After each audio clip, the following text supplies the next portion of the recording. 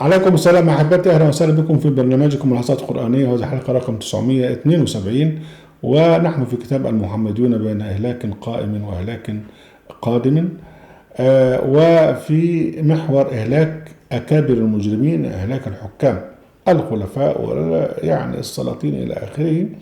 ونستشهد بقوله جل وعلا في القاعدة القرآنية: وكذلك جعلنا في كل قرية أكابر مجرميها ليمكروا فيها وما يمكرون إلا بأنفسهم وما يشعرون. وقوله جل وعلا: ألم نهلك الأولين ثم نتبعهم الآخرين كذلك نفعل بالمجرمين ويل يومئذ للمكذبين. هذه الحلقة عن مقتل علي بن أبي طالب، ده بقى رابع الخلفاء الفاسقين، وده كان في رمضان سنة 40. طبعا علي بن أبي طالب دخل في الفتنة الكبرى لاعتقاده أنه صاحب الحق في الثروة التي جاء بالفتوحات، وكان بيسميها ميراث محمد. ودخل في نزاع بقى مع الجماعة التانيين في موقعة الجمل، بعد كده في موقعة صفين، بعد كده ثار عليه أصحابه، بعض أصحابه خرجوا عليه اللي هم الخوارج، وكانت موقعة النهروين، وقتل معظم الناس الخوارج اللي كانوا في النهروين. ومنهم بقى بسبب من قتل في معركة النهروان ناس بقى من الخوارج زعلوا جدا وصمموا على قتل علي، وهنا بقى السبب. تقول الرواية بقى، نخش بقى في اللي قالوا التاريخ. كان سبب قتل أن عبد الرحمن بن ملجم المرادي والبرك بن عبد الله التميمي الصريمي وعمرو بن بكر التميمي السعدي، وهم من الخوارج، قد اجتمعوا فتذاكروا أمر الناس وعابوا عمل ولاتهم، ثم ذكروا أهل النهروان فترحموا عليهم وقالوا: ما نصنع بالبقاء بعدهم؟ فلو شرينا أنفسنا، يعني وبعنا أنفسنا الله، ده على حسب مصطلح الخوارج، وقتلنا أئمة الضلالة وأرحنا منهم البلاد. فقال ابن ملجم: أنا أكفيكم عليا، أنا ممكن أقتل علي، وكان من أهل مصر، يعني من العرب الموجودين في مصر. وقال البرك بن عبد الله: أنا أكفيكم معاوية، أنا لا أقتل معاوية. وقال عمرو بن بكر: أنا أكفيكم عمرو بن العاص. فتعهدوا على ألا ينقص أحدهم عن صاحبه الذي توجه إليه حتى يقتله أو يموت دونه. وأخذوا سيوفهم فسموها، حطوا فيها سهم، واتعدوا، يعني توعدوا ل17 رمضان، كل واحد يروح في المكان بتاعه، وفي نفس الوقت يقتلوا، اللي رايح لعلي يقتله، واللي رايح لمعاوية يقتله، واللي رايح لعمرو بن العاص يقتله. كان علي في الكوفة، ومعاوية في دمشق، والأستاذ عمرو في يعني في مصر في الفسطاط. صاحبنا بقى اللي هو الأخ عبد الرحمن بن ملجم المرادي راح الكوفة، وكان في طبعا الكوفة موجود فيها ناس ضد علي لكن يكتمون أمرهم، ويعرفهم عبد الرحمن بن ملجم، فراحوا قعد معهم، وراح عند ناس من الخوارج من تيم الرباب. كان علي قد قتل منهم يوم النهروان ناس كتير، فتذكروا قتل النهروان، ولقي منهم امرأة من تيم الرباب اسمها قطام، وقد قتل علي أباها وأخاها في يوم النهروان، وكانت فائقة الجمال. فلما رآها عبد الرحمن بن ملجم أخذت قلبه فخطبها: أنا عايز أجوزك حلوة. فقالت: لا أتزوجك حتى تشتفي لي، يعني لغاية لما تشفي قلبي. قال: وما تريدين؟ قالت: 3000 وعبدا وقينة، قينة يعني جارية مغنية، وقتل علي، وتقتل لي علي. يعني عايز المهر بتاعها 3000 دينار أو 3000 درهم، ويشتري لها عبد وقينة وتقتل علي. فقال: أما قتل علي فما رأيك ذكرته وأنت تريدين؟ طب أنت عايزين قتل علي وهتجوزك إزاي؟ هم هيقتلوني.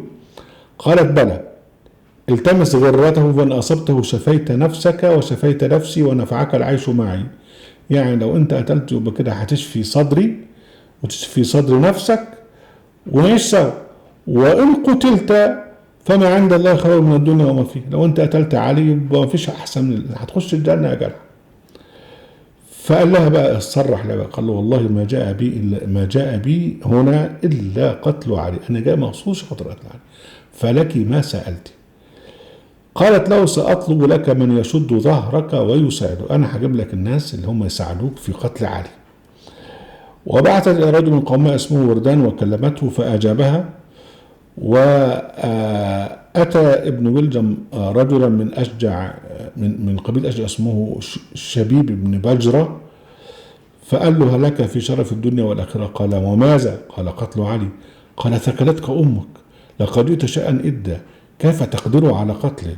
قال أكمن له في المسجد، فإذا خرج صلاة الغداء يعني صلاة الصبح الفجر شددنا عليه فقتلناه، فإن نجونا فقد شفينا أنفسنا، وإن قتلنا فما عند الله خير. قال ويحك لو كان غير علي لكان أهون. فقال له يعني أما تعلم قتل أهل النهروان الناس العباد الصالحين؟ قال بلى.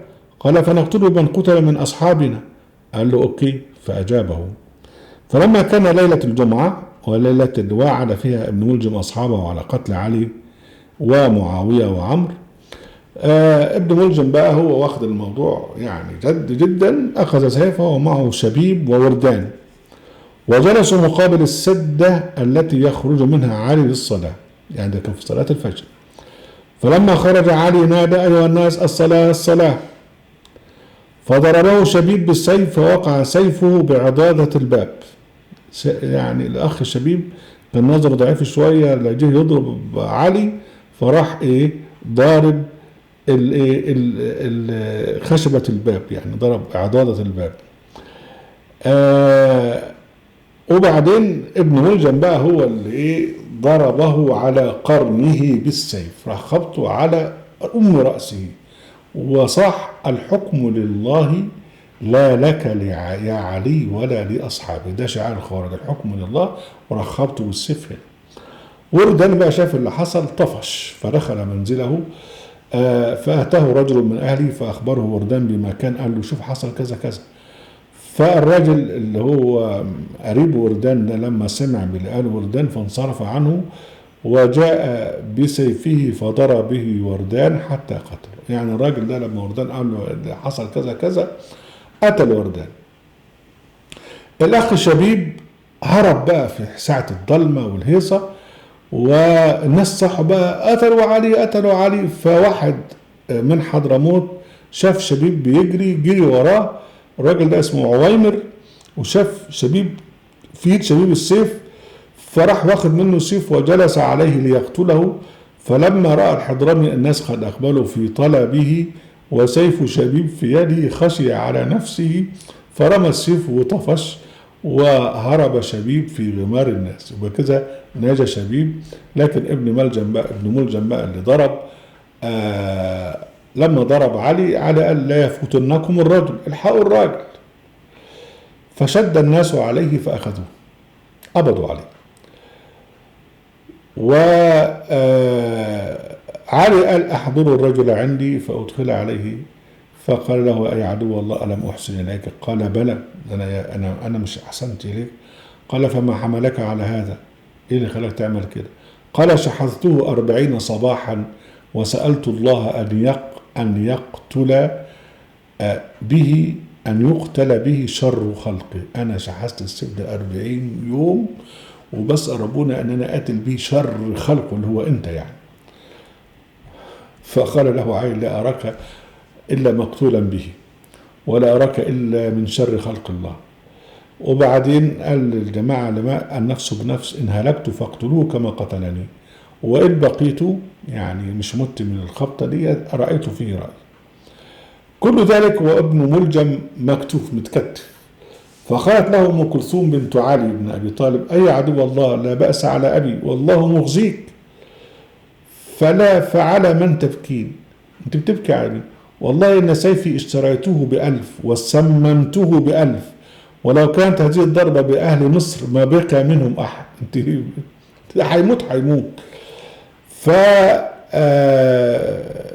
لما مات علي بقى الحسن ابن علي بعث إلى ابن ملجم فأحضره. فابن ملجم قال له للحسن هل لك في خصلة؟ إيه رأيك؟ يعني بيعرض عليه ديل، يعني قال له إني والله قد أعطيت الله عهدا ألا أعاهد إلا وفيت به. أنا يعني عاهدت ربنا إن أنا لا أعاهد أحدا إلا أفي بالعهد بتاعي. وإني عاهدت الله عند الحطيب أن أقتل عليا ومعاوية أو أن أموت دونهما، فإن شئت خليت بيني وبينه، فلك عهد الله علي إن لم أقتله أو قتلته ثم بقيت أن آتيك حتى أضع يدي في يدك. يعني قال له يعني سيبني أروح أقتل معاوية وأعهدك إن أنا بعد لما أقتله أو حتى ما أنتوش هجيلك. فقال له الحسن والله لا والله حتى تعاين النار، يعني لا استحالة لغاية لما أشوف جهنم. ثم قدمه فقتله، وأخذه الناس الجثة بتاعته فأدرجوه في بواري وأحرقوه بالنار. لما بلغ عائشة بقى مقتل علي، عائشة كانت بتكره علي كراهية عمياء، فلما بلغها مقتل علي قالت تتشمت فيه، فألقت عصاها واستقر بها النوى كما قر عينا بالإياب المسافر. أهلا وسهلا بكم أحبتي ونرجوكم حسن القرآن في قناة أهل القرآن في موقع أهل القرآن. لا تنسوا المشاركة بالشير، وعليكم السلام.